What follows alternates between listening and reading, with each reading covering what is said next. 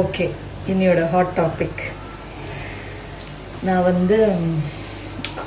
இது அந்த Sangeetha divorce case file பண்ணதை பற்றி தான் நான் இப்போ பேச போகிறேன். பட் அவங்களோட பர்சனல் விஷயத்துக்குள்ளே நான் போகல. ஏன்னா நிறைய நியூஸஸ் இப்போ நேற்றுலேருந்து வந்துட்டுருக்குல்ல, சங்கீதா டிவோர்ஸ் கேஸ் ஃபைல் பண்ணியிருக்காங்கன்னு. பட் அது டிசம்பர்லேயே ஃபைல் பண்ணியிருக்காங்க. எனக்கு என்ன சர்ப்ரைசிங்காக இருக்குன்னா, டிசம்பரில் ஃபைல் பண்ணது ஏன் அப்போது ரொம்ப பரபரப்பாகாமல் இப்போ ஏன் அந்த கேஸ் பரபரப்பாக இருக்குது. அதுவும் இல்லாமல் அந்த பெட்டிஷனை இப்போ யார் ரிலீஸ் பண்ணாங்க அதை பற்றி தானே நம்ம ஃபஸ்ட்டு பேசணும்.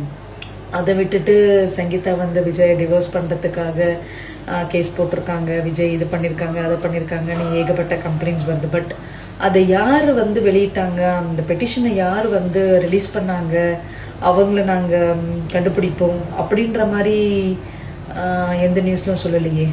அதுவும் ஏன் இந்த டைமில், இந்த பீக் டைமில் அந்த பெட்டிஷனை ரிலீஸ் பண்ணணும், எனக்கு இது ஒரு பெரிய டவுட்டாக இருக்குது. அண்ட் இது எனக்கு மட்டும் தான் இந்த டவுட் இருக்கா, இல்லை உங்களை யாராக்காச்சும் ஒருத்தருக்கு இந்த டவுட் இருக்கா அப்படின்றத சொல்லுங்கள்.